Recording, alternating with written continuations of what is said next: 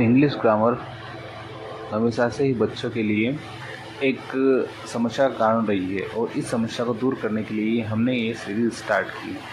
इस सीरीज़ में आप बिल्कुल ही सिंपल तरीके से इंग्लिश ग्रामर को सीखेंगे। इस सीरीज़ की शुरुआत करने वाले हैं हम हमारे पहले टॉपिक टेंस से। इसमें हम जानेंगे टेंस होता क्या है, किस तरह से इसके यूज़ होते हैं और किस तरीके के इनके सारे रूल्स होते हैं। सबसे पहले हम समझते हैं कि टेंस होता क्या है। टेंस को हम टाइम और एक्शन का एक कॉम्बिनेशन मान सकते हैं, जिसमें टाइम भी होता है और एक्शन भी होता है। उदाहरण के लिए टाइम की हम बात करें तो काम हुआ कब है, प्रेजेंट में हुआ है, पास्ट में हुआ है या फिर फ्यूचर में वो होने वाला है। और एक्शन हमें बताता है कि काम कितना हुआ है, काम अभी अधूरा है, चल रहा है या फिर पूरा हो चुका है। उदाहरण के तौर पे जैसे हम मान लेते हैं, एक वाक्य मैंने लिखा, मैंने खाना खा, तुम कल कहाँ गए थे। तीसरा लिखते हैं, वह कल कहाँ जाएगा।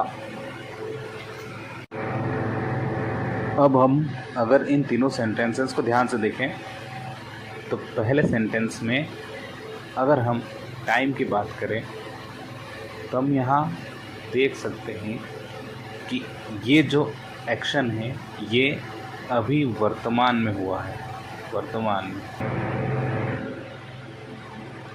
और अगर हम एक्शन की बात करें तो क्लियरली यहाँ पे लिखा है कि मैंने खाना खा लिया है। खा लिया है इसका मतलब है एक्शन अभी कंप्लीट हो चुका है। टाइम ये है प्रेजेंट का, क्योंकि इसमें लिखा है खा लिया है। और एक्शन इसमें क्या है, एक्शन इसमें है खा लिया है, मतलब ये हो चुका है कंप्लीट। ऐसे ही अगर हम दूसरे सेंटेंस को देखें तो दूसरे सेंटेंस में जो टाइम है, टाइम हमको क्लियरली यहाँ पता चल रहा है कि टाइम इसमें क्या है, तुम कल कहाँ गए थे। गए थे मतलब टाइम जो है, टाइम बता रहा है कि ये काम जो है ये पास्ट में हुआ था, यानी कि पहले हुआ था, ये अभी नहीं हुआ। और एक्शन हमें क्या बता रहा है, एक्शन हमें बता रहा है, यहाँ लिखा है गए थे, इसका मतलब ये काम भी क्या हो चुका है, कंप्लीट हो चुका है। ठीक है, दोनों सेंटेंस समझ में आए। पहले सेंटेंस टाइम क्या था, वर्तमान था, प्रेजेंट था। एक्शन कैसा था, एक्शन कंप्लीट हो चुका था। दूसरे सेंटेंस में क्या हुआ, दूसरे सेंटेंस में टाइम था जो वो पास्ट में था, एक्शन जो था वो कंप्लीट हो चुका था। ठीक है, अभी तीसरा सेंटेंस है, तीसरे सेंटेंस को भी देखेंगे इसी तरह। आप भी इसमें कोशिश कीजिएगा। इसमें अगर हम टाइम की बात करें तो टाइम क्या रहेगा, इसमें टाइम रहेगा फ्यूचर। ठीक है, यहाँ लिखा है जाएगा, जाएगा मतलब फ्यूचर, मतलब बाद में जाएगा। और अगर इसमें एक्शन की हम बात करें तो एक्शन कैसा है, क्या अभी कंप्लीट हुआ है, बिल्कुल नहीं, ये अभी कंप्लीट नहीं हुआ है। क्या कंटिन्यू चल रहा है, कंटिन्यू भी है नहीं चल रहा है। इसका मतलब ये एक तरीके से हैबिट को दर्शाता है। आई होप आपको इतनी बातें समझ आ गई होगी। किसी भी टेंस को हमको समझने के लिए दो चीज़ों का ध्यान रखना है, एक टाइम का कि वो जो एक्शन है वो किस टाइम हो रहा है, और दूसरा हमको देखना है कि एक्शन किस तरीके का है। टाइम की बात करें तो टाइम कैसा है, क्या प्रेजेंट में हुआ है या फिर पास्ट में ये काम हो चुका है या फिर फ्यूचर में ये काम होने वाला है। और अगर हम एक्शन की बात करें तो एक्शन एक हो सकता है हैबिट, दूसरा हो सकता है कि वो कंटिन्यू चल रहा हो, और तीसरा वो कंप्लीट हो चुका हो। तो टेंस को, किसी भी टेंस को समझने के लिए हमको टाइम और एक्शन पर फोकस करना होगा और इन दोनों चीज़ों को अच्छे से समझना होगा। आई होप इतनी बातें आपको अच्छी तरीके से समझ आ गई होगी कि किस तरीके से हमको टाइम देखना है और किस तरीके से एक्शन को देखना है। प्रैक्टिस के लिए एक क्वेश्चन आपको होमवर्क में दे रहा हूँ, इसको आप ट्राई कीजिएगा। एक सेंटेंस में लिखता हूँ, रोज गाना गाता है। आपको इसमें टाइम और एक्शन दोनों निकालना है और कमेंट सेक्शन में लिखना है।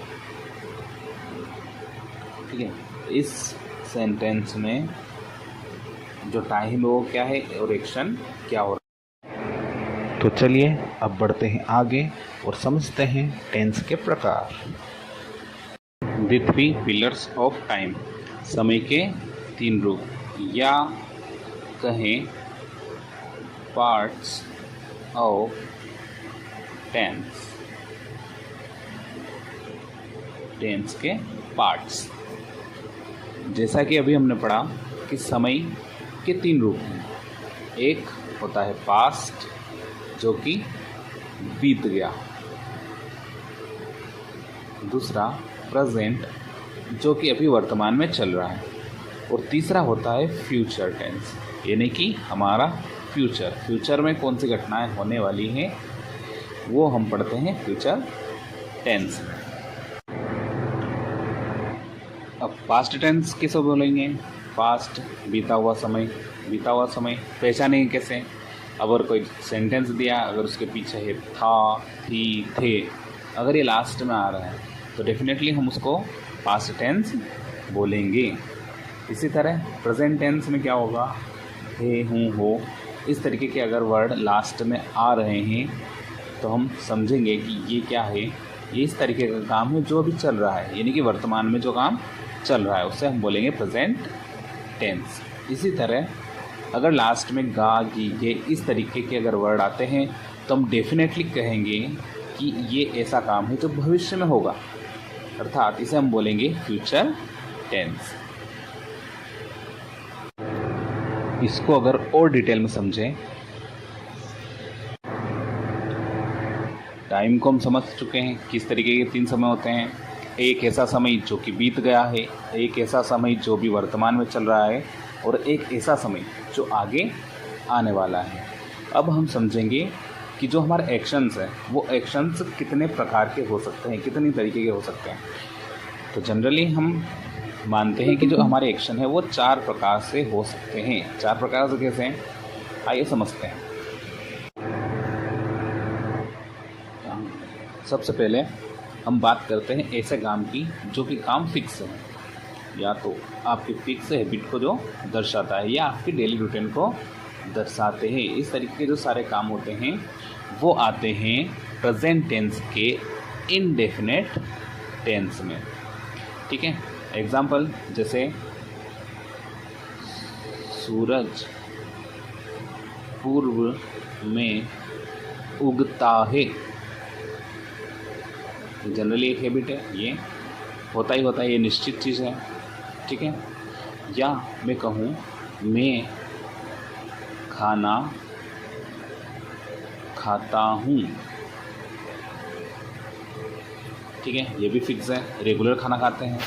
ठीक है, तो इस तरीके के टेंसेस जो आते हैं वो आते हैं प्रेजेंट इंडेफिनिट टेंस में। दूसरा होता है कंटिन्यूस। कंटिन्यूस में बताता है इस तरीके के काम जो अभी रनिंग एक्शन में है, या फिर ये कहें कि जो काम अभी चल रहे हैं। ठीक है, जैसे हम बोल सकते हैं वे क्रिकेट खेल रहे हैं,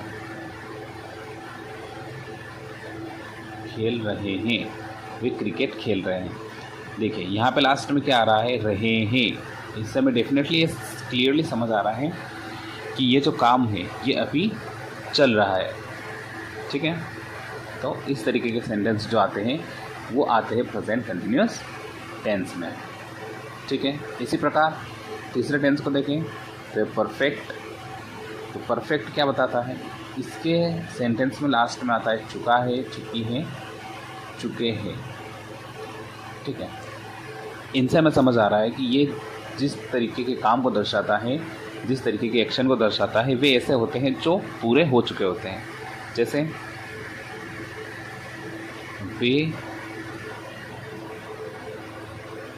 घर जा चुके हैं। ठीक है, या उन्होंने पानी पी लिया है। तो ये इस तरीके के एक्शन हैं जो हमको ये बताते हैं कि ये काम पूरे हो चुके हैं।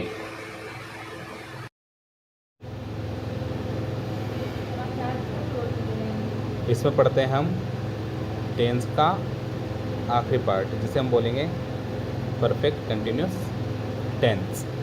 इसमें क्या होता है, तो परफेक्ट कंटिन्यूस टेंस में हमको समय लेना है, समय, और इसके साथ इसमें रहता है रहा है, रही है, रहे हैं। जब को काम पहले से चल रहा हो और उसमें टाइम भी अगर ऐड हो जाए तो उसे हम बोलते हैं परफेक्ट कंटिन्यूस टेंस। टाइम जैसे सुबह से 2 घंटे से। जैसे मैंने एक सेंटेंस लिखा, मैं पढ़ रहा हूँ। इसमें लास्ट में आया है रहा हूँ, मतलब ये कौन सा टेंस है, ये है कंटिन्यूस टेंस। अगर हम क्या करें, इसी सेंटेंस में समय भी जोड़ दें, जैसे ये सेंटेंस बन जाएगा, मैं सुबह से पढ़ रहा हूँ। अब इसमें रहा हूँ पहले ही था, अब हमने इसमें समय भी जोड़ दिया है, तो मैं सुबह से पढ़ रहा हूँ। तो ये सेंटेंस अब कहलाएगा परफेक्ट कंटिन्यूस टेंस का।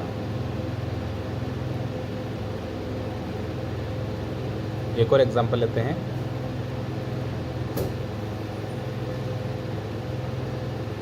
वह क्रिकेट खेल रहा है।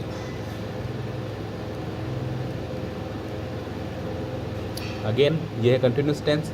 अगर हम इसमें समय ऐड कर दें, जैसे वह 2 घंटे से, कंटिन्यूस में हमने जोड़ दिया समय, इसमें समय और जुड़ गया है, तो ये बन जाएगा परफेक्ट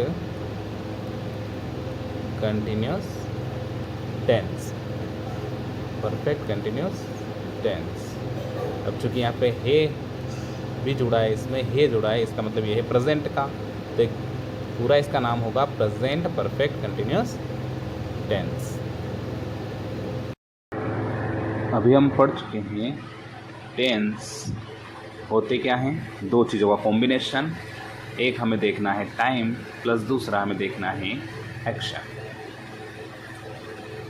टेंस में टाइम होता है प्रेजेंट जो कि अभी चल रहा है, पास्ट जो कि हो चुका है, और तीसरा इसमें होता है फ्यूचर जो कि आगे आने वाला है।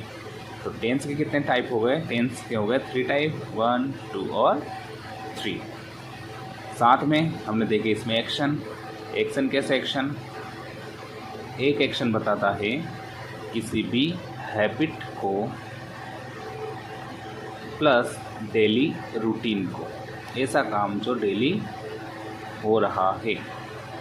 ठीक है, ये 2 तरह की चीज़ों को दर्शाता है। दूसरा बताता है कोई भी काम है वो बिल्कुल कंटिन्यू चल रहा है, वो अभी जारी है। स्टार्ट हुआ है लेकिन फिनिश अभी नहीं हुआ है। तीसरा एक्शन क्या हो सकता है? तीसरा एक्शन बताता है कि कोई भी काम जो है वो क्या हो चुका है, वो हो चुका है कंप्लीट। ठीक है। और चौथा हमको क्या बताता है कि कोई भी काम है वो कंटिन्यू तो चल रहा है, साथ में इसमें हो जाता है प्लस टाइम, कि वो जो काम है वो कब से चल रहा है। तो ये जो चारों एक्शन हैं ये हमको तीनों ही टेंस में देखने को मिलते हैं। प्रेजेंट में भी होते हैं, पास्ट में भी होते हैं और फ्यूचर में भी होते हैं। तो हमें इनके टाइप किस तरीके से देखने को लिए मिलते हैं? जैसे प्रेजेंट के चार होंगे तो उसको हम बोलेंगे प्रेजेंट सिंपल, या फिर इसका एक और नाम होता है जिसको हम बोलते हैं इंडेफिनाइट टेंस। ठीक है। दूसरा होता है प्रेजेंट कंटिन्यूअस टेंस। कंटिन्यूस को कभी कभी हम प्रोग्रेसिव भी लिखते हैं। प्रोग्रेसिव, अगर प्रोग्रेसिव लिख रहा है तो इसका मतलब वो भी कंटिन्यूअस टेंस है। तीसरा कौन सा होगा? मेरे साथ कॉपी में लिखे। तीसरा होगा प्रेजेंट परफेक्ट टेंस, और चौथा होगा प्रेजेंट परफेक्ट कंटिन्यूअस टेंस। इसी तरह हम पास्ट और फ्यूचर दोनों के लिए भी चारों टाइप लिख सकते हैं। इन दोनों के भी ऐसे ही सेम चार चार टाइप्स होते हैं। पास्ट है तो past simple indefinite tense, past continuous tense, past perfect tense और पास्ट परफेक्ट कंटिन्यूस टेंस। ऐसे ही फ्यूचर के लिए भी होते हैं, तो वहाँ हम प्रेजेंट की जगह यूज़ करेंगे फ्यूचर, और ये क्या बन जाएगा? ये बन जाएगा फ्यूचर सिंपल या indefinite tense, future continuous tense, future perfect tense और फ्यूचर परफेक्ट कंटिन्यूस टेंस। ठीक है। इस तरीके से ये तीन टेंस होते हैं और तीनों टेंस के चार चार प्रकार होते हैं। ये अभी तक आपने समझा। आज की इस वीडियो में हम पढ़ने वाले हैं सबसे पहला टेंस, जो कि प्रेजेंट टेंस का पहला पार्ट।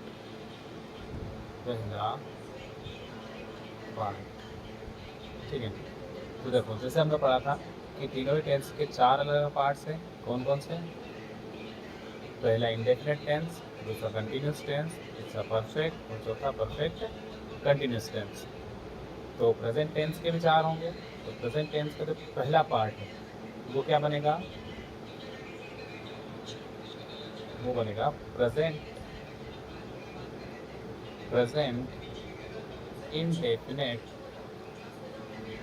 Indefinite tense. ठीक है। तो इस वीडियो में हम प्रेजेंट इंडेफिनिट टेंस को बिल्कुल डिटेल में पढ़ने वाले हैं। Present indefinite tense. Present indefinite tense, इसको हम एक और नाम से जानते हैं जो कि है simple present tense. Boards exams में अधिकतर प्रेजेंट इंडेफिनिट टेंस के साथ साथ सिंपल प्रेजेंट टेंस नाम से भी क्वेश्चन पूछ लिए जाते हैं। तो आपको दोनों ही नाम याद रखना है। ठीक है। तो समझते हैं प्रेजेंट इंडेफिनिट टेंस है क्या। देखिए, अब हम पहचानेंगे कैसे कि दिया गया जो सेंटेंस है वो कौन से टेंस का है, प्रेजेंट इंडेफिनिट टेंस का है या नहीं। तो इसका हम पता ऐसे लगाएंगे, अगर हमारे पास कोई सेंटेंस है जो कि हिंदी में दिया हुआ है। तो हिंदी सेंटेंस को पहचानने के लिए हमें ध्यान रखना है कि हिंदी वाक्य के लास्ट में हमको चेक करना है कि क्या उसके एंड में ता है, ती है, ते है या फिर ता हूँ, इस तरीके के वर्ड क्या आ रहे हैं। अगर इस तरीके के वर्ड लास्ट में आ रहे हैं तो इसका मतलब दिया गया जो सेंटेंस है वो प्रेजेंट इंडेफिनिट टेंस का सेंटेंस होगा। एग्जाम्पल के लिए हम लेते हैं यहाँ, वह स्कूल जाता है। ठीक है, लास्ट में क्या है यहाँ पर, ता है। इसलिए हम बोल सकते हैं कि ये जो सेंटेंस दिया है ये प्रेजेंट इंडेफिनिट टेंस का है। इसके अलावा हम अदर एग्जाम्पल्स भी ले सकते हैं, जैसे वह खाना पकाती है।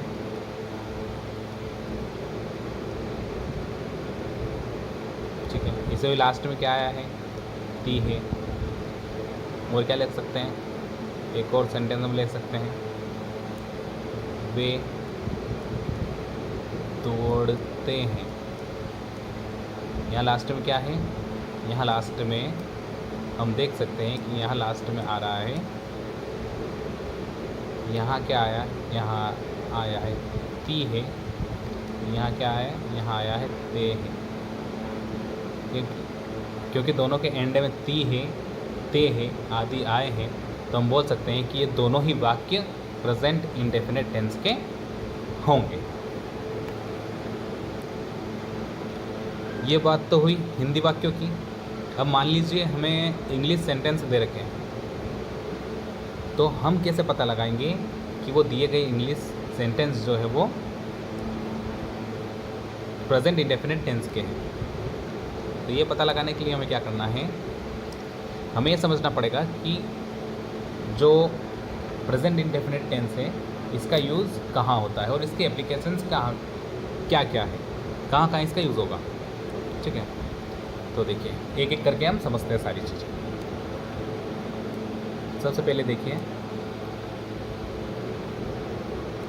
हैबिचुअल एक्शंस और जो रूटीन्स होती हैं, हैबिचुअल एक्शंस और रूटीन्स को शो करने के लिए हम यूज़ करते हैं प्रेजेंट इंडेफिनिट टेंस का। अब हैबिचुअल एक्शंस किसको बोलते हैं, हैबिचुअल एक्शंस का मतलब है ऐसे वाक्य जिसमें ऐसे एक्शंस या ऐसी घटनाओं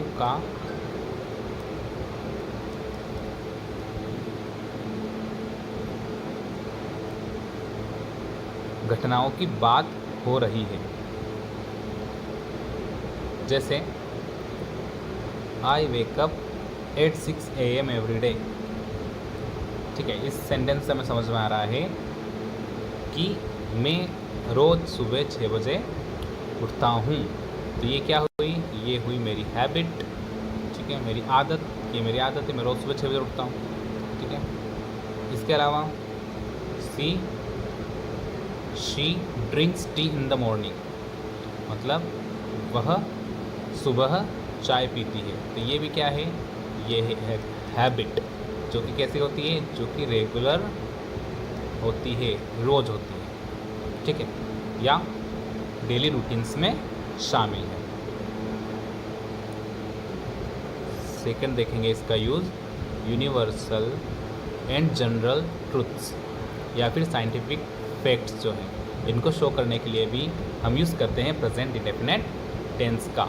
एग्जाम्पल के लिए, तो यहाँ इस सेंटेंस से हमें क्या पता चल रहा है कि यह किस चीज़ की बात कर रहा है, यह बता रहा है यूनिवर्सल ट्रुथ को। यूनिवर्सल ट्रुथ यानी कि ऐसी चीज़ें जो कि अटल सत्य है, इनको हम ऐसे भी लिख सकते हैं कि ये क्या है, ये अटल सत्य, मतलब ऐसी चीज़ें जो होना ही है। हालांकि हम एज अ जोक बोल सकते हैं कि आज सूरज पश्चिम से उगा है, लेकिन वास्तव में अटल सत्य तो ये है कि सूर्य हमेशा पूर्व दिशा से ही उगता है। तो ये एक अटल सत्य हुआ, या फिर इसको हम बोले ये क्या है, यूनिवर्सल ट्रुथ है। इसके अलावा अगर दूसरा हम सेंटेंस देखें, तो इस सेंटेंस में लिखा है water boils at 100 degree Celsius. ये क्या चीज़ है, तो ये है एक साइंटिफिक फैक्ट कि वास्तव में होता क्या है, पानी जो है वो 100 डिग्री सेल्सियस पर ही उबलता है। तो साइंटिफिक फैक्ट्स हो गए, यूनिवर्सल ट्रुथ हो गए, जनरल ट्रुथ हो गए। ये भी शो करने के लिए हम किस चीज़ का उपयोग करते हैं, तो हम उपयोग करते हैं प्रेजेंट इंडेफिनिट टेंस का। आगे देखिए तीसरा पॉइंट है परमानेंट सिचुएशन। परमानेंट सिचुएशन क्या होती है? तो परमानेंट सिचुएशंस होती हैं जैसे my uncle lives in Delhi. Second sentence दिया है इसमें, he works as a senior teacher at a private school. ठीक है, तो यहाँ पर पहले सेंटेंस में बता रहा है इसके जो अंकल है वो कहाँ रहते हैं, दिल्ली में रहते हैं। मतलब ये एक स्टेट बता रहा है कि हाँ उसके अंकल कहाँ रहते हैं, दिल्ली में रहते हैं, और हो सकता है वो काफ़ी लॉन्ग ड्यूरेशन या लंबे समय से वहाँ रह रहे हो और या लंबे समय तक वहाँ रहने वाले हो। इसके अलावा he works as a senior teacher at a private school. यहाँ भी ये क्या शो कर रहा है कि वह काम करता है एक सीनियर टीचर के रूप में, कहाँ पर, एक प्राइवेट स्कूल में। तो ये भी क्या शो कर रहा है कि या तो वह क्या कर रहा है, लॉन्ग ड्यूरेशन यानी काफ़ी ज़्यादा समय से वहाँ काम कर रहा है, या फिर आने वाले समय में वो काम करने वाला है। तो इस प्रकार के जो सेंटेंस होते हैं इनको भी दर्शाने के लिए, इनके एक्शंस को, इनकी कंडीशंस को हम दर्शाने के लिए हम यूज़ करते हैं प्रेजेंट इंडेफिनिट। फोर्थ पॉइंट इसका है शेड्यूल्ड फ्यूचर इवेंट्स। जैसे वह गाना गाता है। इसमें लास्ट में हम देख सकते हैं, इसमें ता है आ रहा है, मतलब ये जो सेंटेंस होगा ये होगा प्रेजेंट इंडेफिनिट टेंस का। लेकिन यहाँ होता क्या है कि ज़रूरी नहीं है कि सेंटेंस ऐसा ही बने कि वह गाना गाता है। सेंटेंस ऐसे भी बन सकता है कि वह गाना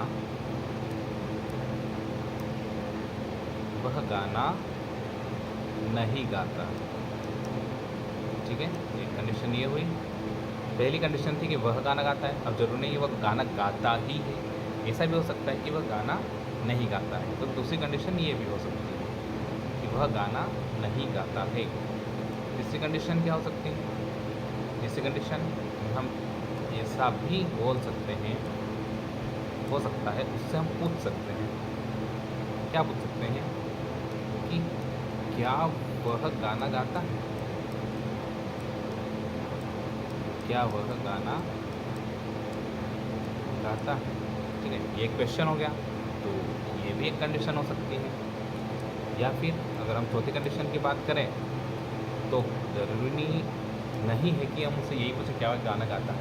क्या हम ऐसा नहीं पूछ सकते कि क्या वह गाना नहीं गाता है? तो चौथी कंडीशन ये भी हमारे पास आती है। तो क्या क्या कंडीशन यहाँ हो सकती हैं?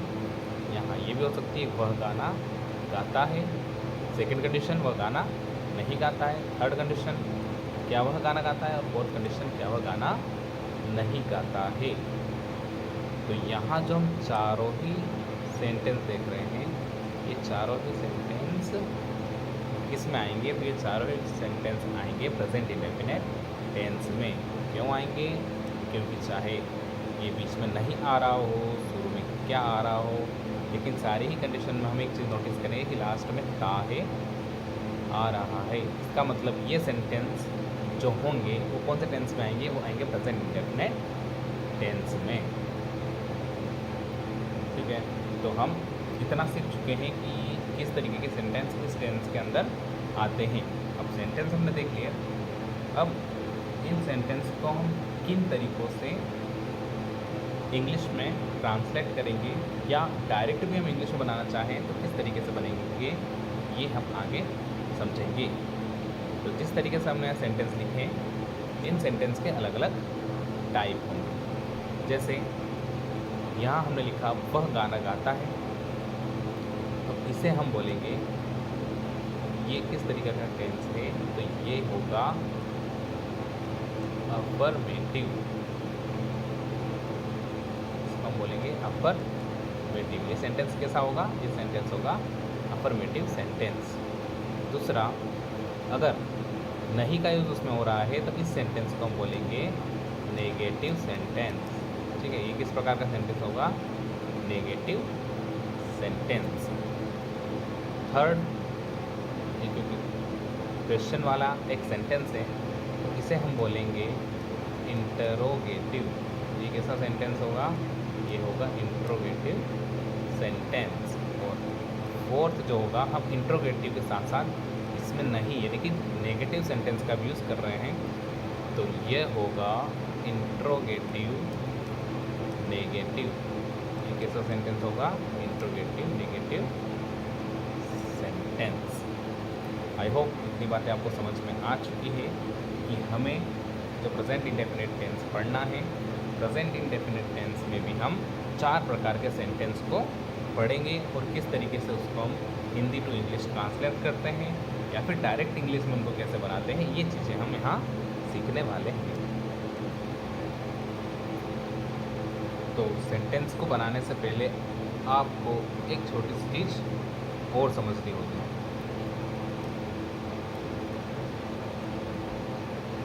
तुम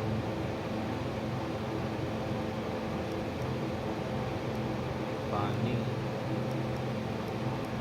पीते हो, ठीक है। तो यहाँ हमें सीखना पड़ेगा कि जो सेंटेंस है, सेंटेंस के पार्ट्स क्या क्या होते हैं, ठीक है। तो टेंस में जो यूज़ होने वाले हैं हम डायरेक्ट उन्हीं पार्ट्स को समझेंगे, ठीक है। तो अगर हम सेंटेंस को देखें तो यहाँ पे तुम पानी पीते हो, ठीक है, ये 3 चीज़ें आपको यहाँ दिखाई दे रही है। तो 3 चीज़ों में अगर हम शुरुआत करें तो सबसे पहले यहाँ नज़र आता है तुम। अब ये तुम क्या है, मैंने बोला तुम पानी पीते हो, तो पानी पी कौन रहा है, तुम पी रहे हो। मतलब इस सेंटेंस में जो भी एक्शन हो रहा है वो एक्शन कर कौन रहा है, ठीक है, तुम कर रहे हो।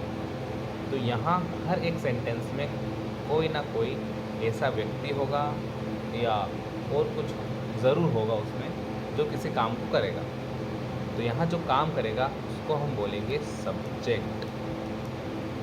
उसको हम क्या बोलेंगे, सब्जेक्ट बोलेंगे, ठीक है। तो सब्जेक्ट जो कार्य कर रहा है वो क्या होगा, उसे हम बोलेंगे सब्जेक्ट। सेकंड, अब काम कर तुम रहे हो, लेकिन क्या काम कर रहे हो, काम यहाँ तुम कर रहे हो पानी पीने का, ठीक है, पीने का काम, ठीक है। तो पीने का जो काम है, तो किसी भी सेंटेंस में कोई भी व्यक्ति या कुछ जो भी काम करेगा उस काम को हम बोलेंगे वर्ब, ठीक है। काम को हम क्या बोलेंगे, वर्ब। और इसके अलावा जो चीज़ें वहाँ बचती है उसे हम बोलेंगे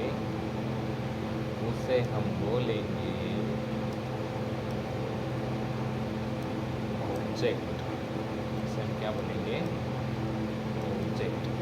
तो सेंटेंस बनाने के लिए जो भी हम आगे फॉर्मूले यूज़ करेंगे उनमें ये तीनों चीज़ें आएंगी, सब्जेक्ट, वर्ब और ऑब्जेक्ट। तो इन तीनों चीज़ों को आपको ध्यान रखना है और इन तीनों चीज़ों को आपको वहाँ यूज़ करना पड़ेगा।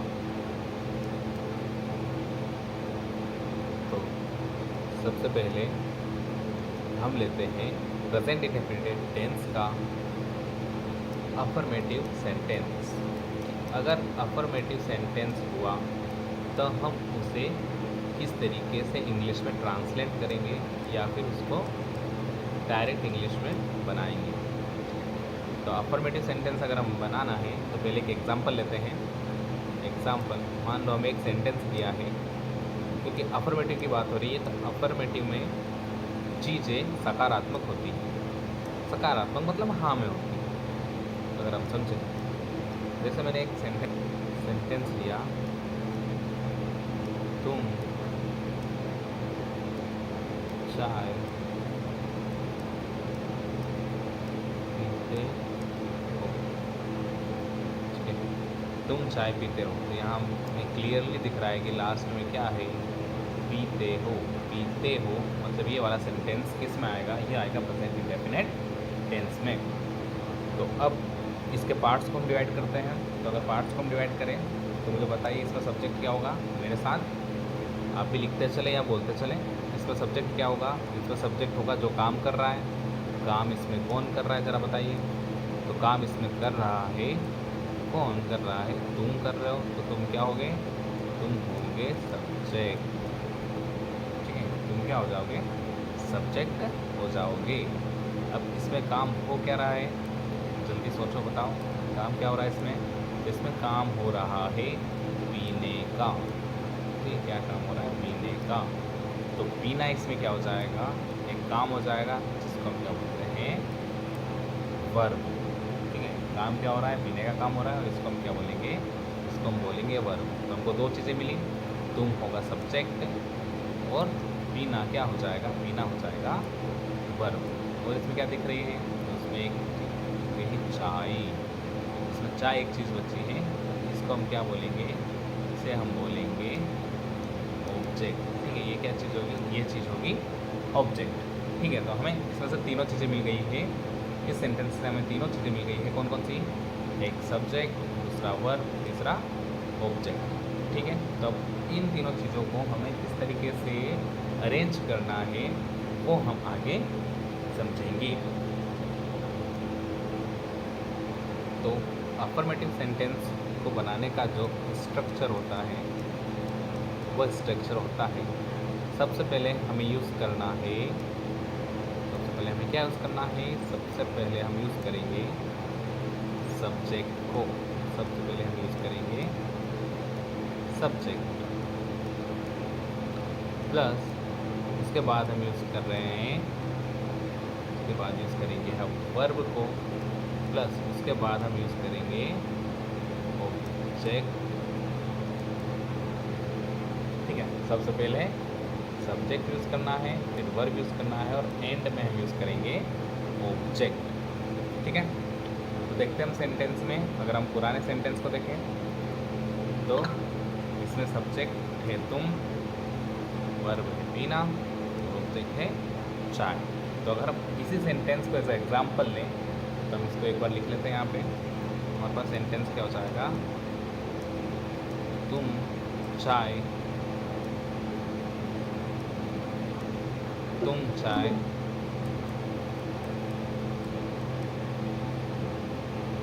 तुम चाय पीते हो, तुम चाय पीते हो, एक सेंटेंस है। इसमें सबसे पहले यूज़ करना है सब्जेक्ट। तो सब्जेक्ट इसमें है तुम। अब हम क्योंकि इसको इंग्लिश में बना रहे हैं तो हम जो भी वर्ड्स हैं उनको इंग्लिश में लेंगे। तो इंग्लिश में क्या होगा, तुमको हम क्या बोलेंगे, तुमको हम बोलते हैं इंग्लिश में यू। तो सबसे पहले हम किस चीज़ का यूज़ करेंगे, यू का। तो इस जगह हमने क्या लिया, यू, क्योंकि तुम क्या है, सब्जेक्ट है, और हमारे फॉर्मूले में सब्जेक्ट सबसे पहले है, इसलिए हम सब्जेक्ट सबसे पहले लेंगे यू। उसके बाद है वर्ब। सेंटेंस में हमने देखा है वर्ब क्या चीज़ है, तो वर्ब है जो काम हो रहा है वो क्या कहलाएगा, वर्ब कहलाएगा। काम क्या हो रहा है, पीने का, तो यही वर्ब है। तो वर्ब हम यहाँ से निकालेंगे पीना। पीने को इंग्लिश में क्या बोलते हैं, पीने को हम इंग्लिश में बोलते हैं ड्रिंक। इसको हम क्या लिखेंगे, यू ड्रिंक। सेंटेंस हमारा क्या बन जाएगा, यू ड्रिंक। प्लस देखते हैं फॉर्मूला, प्लस क्या है, वर्ब के साथ लास्ट में यूज़ करना है ऑब्जेक्ट।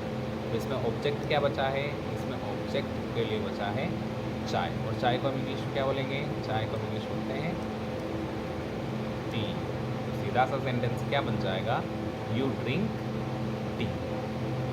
ठीक है, तो हमारा सेंटेंस क्या बनेगा, तुम चाय पीते हो, तो हम इंग्लिश में क्या लिखेंगे, यू ड्रिंक टी। तो आपको ये फॉर्मूला एक बार मेरे साथ लिखना है। अगर आपके पास कॉपी पेन है तो उसमें आप पेन से ज़रूर लिखें। क्या लिखेंगे, सबसे पहले फॉर्मूले में क्या है, subject plus verb plus object, इन तीन चीज़ों का उपयोग करेंगे, सब्जेक्ट, वर्ब और फिर ऑब्जेक्ट। ठीक है, अब अगर आपको पता हो तो वर्ब की एक से ज़्यादा रूप होते हैं, ठीक है, एक से ज़्यादा फॉर्म्स होते हैं। तो यहाँ हम वर्ब की कौन सी फॉर्म यूज़ करेंगे, तो वर्ब की हम फर्स्ट फॉर्म यूज़ करने वाले हैं। मतलब जो मेन वर्ब है वो ऐसी की ऐसी एज इट इज हमें यहाँ पर यूज़ करना है। ठीक है, तो एग्जांपल के लिए एक और सेंटेंस हम लेते हैं। ठीक है, आप मेरे साथ आप भी बनाइए, और ऑफ कोर्स आप कॉपी पेन लेके बैठे हैं तो आप कॉपी में ज़रूर बनाइए। अगर आप कॉपी पेन ना लेके बैठे हो तो भी आप कमेंट बॉक्स में इसका आंसर ज़रूर लिखें। ठीक है, एक सेंटेंस हम लेते हैं।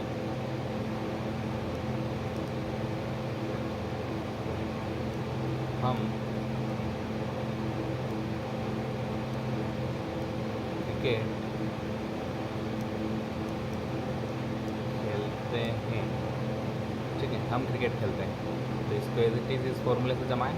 सबसे पहले लेना है हमको सब्जेक्ट। सब्जेक्ट क्या है यहाँ पे, देखिए ज़रा सेंटेंस को। यहाँ सब्जेक्ट क्या है, सब्जेक्ट यानी कि जो काम करता है, काम कौन कर रहा है, हम कर रहे हैं। ठीक है, तो हमको इंग्लिश में क्या बोलते हैं, हमको बोलते हैं बी। बी सब्जेक्ट के बाद क्या यूज़ करेंगे, वर्ब को यूज़ करेंगे। वर्ब क्या चीज़, जो वहाँ पे काम हो रहा है, क्या काम हो रहा है, खेलने का काम हो रहा है।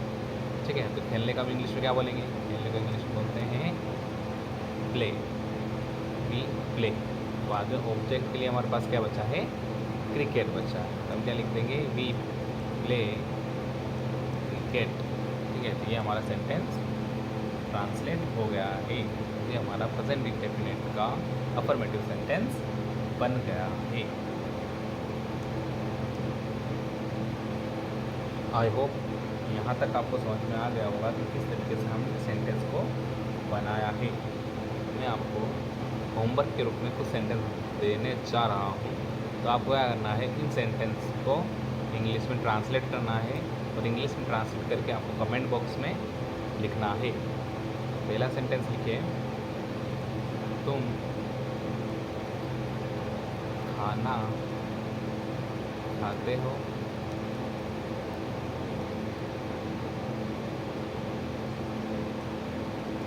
मैं अंग्रेजी पढ़ाता हूँ।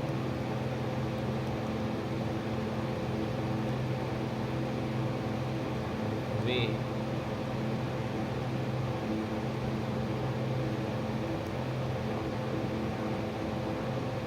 वे कार चलाते हैं।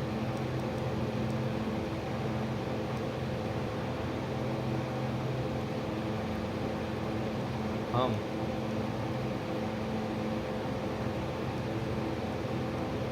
कबड्डी खेलते हैं। ठीक है, ये 4 सेंटेंस आपको इंग्लिश में ट्रांसलेट करना है, और ट्रांसलेट करके कमेंट बॉक्स में टाइप करना है। ठीक है, इसी के साथ इस वीडियो को करते हैं यहीं पर ख़त्म। ये था हमें अपना प्रेजेंट इंडेफिनिट टेंस का पार्ट 1।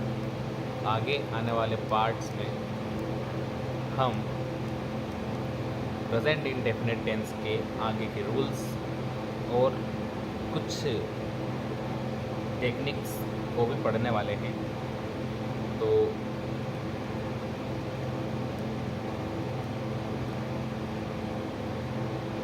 आपको प्रेजेंट इंडेफिनिट टेंस की जो वीडियो है वो थोड़ी लंबी लग सकती है, क्योंकि इसमें कई सारे रूल्स आपको देखने के लिए मिलेंगे। लेकिन एक बात आपको ध्यान रखनी है कि अगर आपने प्रेजेंट इंडेफिनिट अच्छे से पढ़ लिया तो आप टेंस का लगभग 50% पार्ट्स क्लियर कर लेंगे। टेंस को आप 50% तक समझ लेंगे। ठीक है, तो आपको थोड़ा समय इस टेंस में देना ही पड़ेगा, उसमें आपका ही फ़ायदा है। ठीक है, मिलते हैं हम अगले वीडियो में, जो कि पार्ट 2 होने वाला है। ठीक है, इस वीडियो में मिलते हैं और समझते हैं आगे कुछ रूल्स को। तब तक के लिए आपको ये 4 क्वेश्चन सोल्व करना है, और अपनी जो इससे पहले वाली वीडियो है उसको एक बार देखना है, उसको अच्छे से रिवाइज करना है। और मैंने इसकी PDF भी टेलीग्राम चैनल पर सेंड कर दी है, तो डिस्क्रिप्शन में टेलीग्राम की लिंक भी है, आपको वहाँ से चैनल को ज्वाइन कर लेना है। और वहाँ जो PDF है उस PDF के थ्रू आप आसानी से और बहुत जल्दी रिवीजन कर पाएंगे। इस वाली क्लास की PDF भी मैं जल्द ही टेलीग्राम चैनल पर भेज दूँगा, तो आप टेलीग्राम चैनल भी ज्वाइन कर लीजिए। अगर आपने चैनल को सब्सक्राइब कर लिया है तो वीडियो को लाइक ज़रूर करें, और अगर चैनल सब्सक्राइब नहीं किया है तो फिर आप चैनल को सब्सक्राइब ज़रूर। हेलो एवरीवन, स्वागत है आपका फिर से हमारी अगली क्लास में, जिसमें हम कंटिन्यू करेंगे अपनी कंप्लीट इंग्लिश ड्रामा सीरीज। तो आइए इस क्लास को शुरू करते हैं। उसके शुरुआत करते हैं हम पिछली क्लास में दिए गए होमवर्क से। ठीक है, तो क्या था वो सेंटेंस? हमारा पहला सेंटेंस था, तुम खाना खाते हो। तो चलिए इसको करने से पहले हम रिवाइज करते हैं हमारा स्ट्रक्चर कि हमें प्रेजेंट इंडेफिनिट टेंस के अफर्मेटिव को बनाने के लिए किस तरह का स्ट्रक्चर फॉलो करना पड़ेगा। तो स्ट्रक्चर हमारा क्या था, स्ट्रक्चर को रिवाइज करते रहे हम। हमारा स्ट्रक्चर था कि सबसे पहले हम यूज़ करेंगे सब्जेक्ट, प्लस फिर यूज़ करेंगे वर्ब, तब फिर यूज़ करेंगे हम ऑब्जेक्ट। तो देखिए इस सेंटेंस में सबसे पहले हम ढूंढेंगे सब्जेक्ट क्या है। सो सब्जेक्ट मैंने जैसे आप बताया था कि सब्जेक्ट वो होता है जो किसी काम को करता है। जैसे तुम खाना खाते हो, जिस सेंटेंस में काम कर कौन रहा है, काम कर रहा हो तुम। ठीक है, ये होगा हमारा सब्जेक्ट। तो सबसे पहले हम सब्जेक्ट यूज करेंगे तुम। तो तुम को इंग्लिश में हम क्या बोलते हैं? तुम को इंग्लिश में बोलते हैं यू। ठीक है, तो सबसे पहले हम क्या लिखेंगे? यू। फिर देखिए इसमें वर्ब, सब्जेक्ट के बाद वर्ब आएगी। वर्ब क्या है? तो वर्ब इसमें आते हो, वो खाना, इसमें क्या है? वर्ब थे। वो खाने को इंग्लिश में क्या बोलते हैं? लेकिन वर्ब जो होती है खाना, एक खाना वर्ब होती है, यानी कि क्रिया जो काम होता है।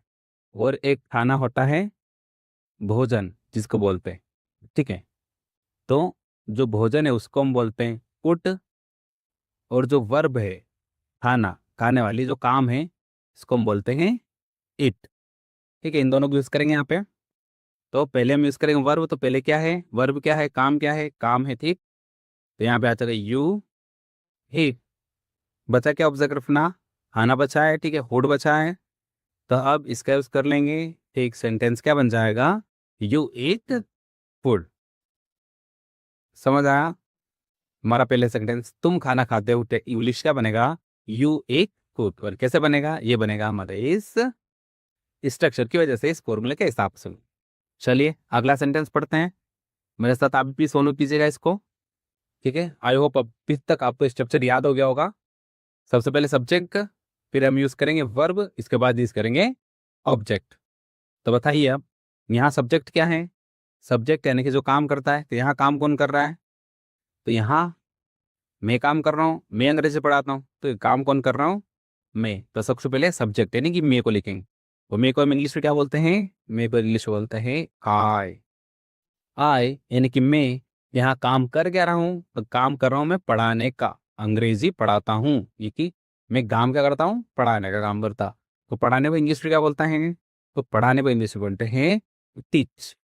ये टीच लिखते हैं TINACH, टीच। देखा बन जाएगा आई टीच। अब अंग्रेजी को इंग्लिश में क्या बोलते हैं? अंग्रेजी को इंग्लिश में बोलते हैं। क्या बन जाएगा? I teach English. मैं अंग्रेजी पढ़ाता हूँ, क्या बन जाएगा? I teach English. I hope आपको ये समझ में आ गया होगा कि मैं अंग्रेजी पढ़ाता हूँ को कैसे लिखेंगे? I teach English. तो तुम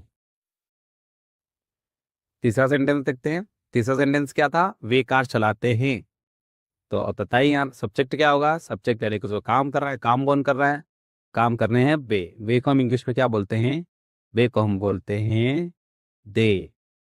सेंटेंस क्या बनेगा? दे। काम क्या हो रहा है यहाँ पे? काम हो रहा है चलाने का। चलाने को इंग्लिश में क्या बोलेंगे? कार चलाने को हम बोलते हैं ड्राइव। DRIVE, drive. चलाने को हम क्या बोलते हैं? चलाने को बोलते हैं ड्राइव।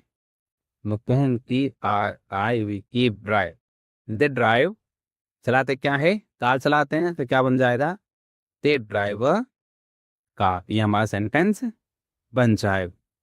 ठीक है, चलते हैं अगले सेंटेंस पे। हम, यहाँ हमारा चौथा सेंटेंस है, हम कबड्डी खेलते हैं। यहाँ सब्जेक्ट क्या हुआ, यहाँ सब्जेक्ट हुआ जो काम कर रहा है, काम कौन कर रहा है, हम कर रहे हैं, कबड्डी हम ही कर रहा है। हम को इंग्लिश क्या बोलते हैं, हम तो बोलेंगे वी। सब्जेक्ट हो गया, सब्जेक्ट के बाद क्या आएगा, सब्जेक्ट बाद वर्ग, वर्ग क्या है पे, खेलना, खेलना के बार पे खेलने में क्या बोलेंगे, भैया प्ले। तो क्या बनेगा, वी प्ले, हम क्या खेलते हैं, कबड्डी खेलते हैं, तो लास्ट तो हिंदुत्वेंगे कबड्डी।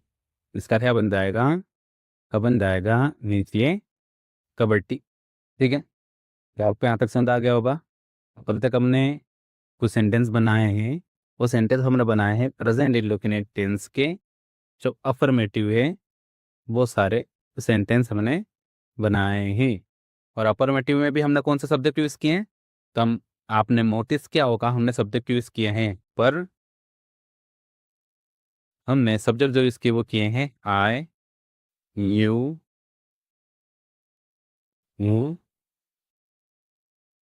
बी और दे। आई, यू, बी, दे। अभी हमने यहाँ पर जो है, अभी हमने यहाँ पर ही, शी, इट, ऐतिर कोई सिंगुलर नेम का यूज यहाँ नहीं किया है। अभी हमने सिर्फ क्या use किया है, हमने सिर्फ यूज किया है आयुगी। ठीक, तो आयुगी दे का जब हम अफर्मेटिव बनाते हैं तो वो इस तरीके से बनता है जो अभी हमने यहाँ पर बनाया है। लेकिन अगर क्या हो, इस सब्जेक्ट ही, शी, इट या फिर सिंगुलर नेम आ जाए, जैसे हमें कह पानी पीता है, वह पानी पीता है, वह पानी पीता है, वह पानी पीता है। यहाँ पे हम सब्जेक्ट देख रहे हैं, सब्जेक्ट क्या यूज हुआ है यहाँ पे, सब्जेक्ट यहाँ यूज हुआ है वह पानी पीता ने। तो वह पानी पीता ने, तो वह को इंग्लिश में हम क्या बोलेंगे, वह को हम बोलेंगे ही। देखिए यहाँ पे इनका मतलब क्या होता है, ही मतलब भी होता है वह, ही मतलब भी वह, और ईट मतलब भी वह, लेकिन इनका यूज अलग अलग है। ही का यूज करेंगे हम जब यहाँ पर जो जिसका हम यूज कर रहे हैं वो कैसा हो, वो कोई लड़का हो, क्योंकि उस कंडीशन में ही यूज करेंगे। और अगर कोई लड़की हो भी तो हम शी यूज करेंगे। और लड़का लड़की दोनों ना हो, मान लो कोई वस्तु हो या फिर कोई निर्जीव चीज, तो उस कंडीशन में हम गिव का यूज करेंगे। ठीक है, तो यहाँ क्या है, वह पानी पीता है, और वह पानी पीता है मतलब लड़का है, तो हम किस चीज का यूज करेंगे, हम सब्जेक्ट यूज करेंगे यहाँ पर ही। देख क्या बनेगा, ये बनेगा ही। सबसे पहले यूज हमको क्या करना है, सब्जेक्ट। तो ही, सी या सिंगुलर कोई नेम होगा, उस कंडीशन में भी हम स्ट्रक्चर वही फॉलो करेंगे, पहले सब्जेक्ट फिर वर्ब फिर ऑब्जेक्ट। ठीक है, यहाँ पे वर्ब क्या हुई, और वर्ब यहाँ पे हुई पीना, पीने में इंग्लिश में क्या बोलेंगे, ड्रिंक। क्या बन जाएगा, ही ड्रिंक। और पानी को हम क्या बोलते हैं, पानी को हम बोलते हैं वाटर। ठीक है, ये सेंटेंस बना। ऐसा सेंटेंस हम बनाते हैं अगर आई यू वी दे या कोई प्लूरल सब्जेक्ट अगर आ रहा हो उस कंडीशन में। अब अगर यहाँ पे ये आते हैं तो यहाँ पे थोड़ा सा चेंज आता है, और वो चेंज क्या आता है, वह चेंज आता है कि हम यहाँ क्या कर देते हैं, जो वर्ब है वर्ब के साथ हम एस या एस का यूज करते हैं। साथ में क्या लगता है, या तो एस लगेगा या फिर की एस लगेगा, तो सेंटेंस क्या बनेगा, ड्रिंक्स वाटर। ठीक है, ऐसे ही अगर सेंटेंस हम शी से बनाए, ठीक है, अगर हम लड़की के लिए बनाए, अगर हम गोंदिया, वह खाना पकाती है, वह खाना पकाती है, तो इसमें वह खाना पकाती है इसका मतलब कोई लड़की है। तो इसका हम कैसे बनाएंगे सेंटेंस, इसका हम सेंटेंस बनाएंगे, वह किसे क्या use करेंगे, शी। पकाने को हम क्या बोलते हैं, कुक, शी कुक। और ऑब्जेक्ट क्या है, खाना, उसको इंग्लिश में अर्न कीजिए फूड, शी कुक फूड। जिस तरीके से पहले ही सब्जेक्ट होने की वजह से हमने एस लगाया था, तो शी सब्जेक्ट होने की वजह से भी इनको वर्ब में और क्या ऐड करना पड़ेगा, यहाँ पे वर्ब में होंगे ऐड करना पड़ेगा एक एस। तो ये क्या बन जाएगा, ये बन जाएगा शी कुक्स फूड। ठीक है, तो वह खाना पकाती है, कहीं इंग्लिश में क्या बनाएंगे, शी कुक्स कुक। ठीक है, यहाँ अब यहाँ कोई एक नाम भी हो सकता है, जैसे सुनिए काम दिनेश। यहाँ मैंने एक सेंटेंस लिखा, दिनेश पतंग उड़ाता है, दिनेश पतंग उड़ाता है। तो इसका क्या बनेगा, सब्जेक्ट।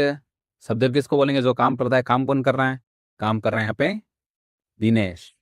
तो सबसे पहले क्या लिखेंगे हम, दिनेश।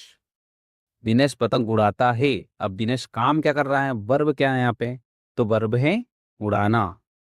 उड़ाने का हम इंग्लिश में क्या बोलेंगे, तो उड़ाने को बोलते हैं फ्लाई।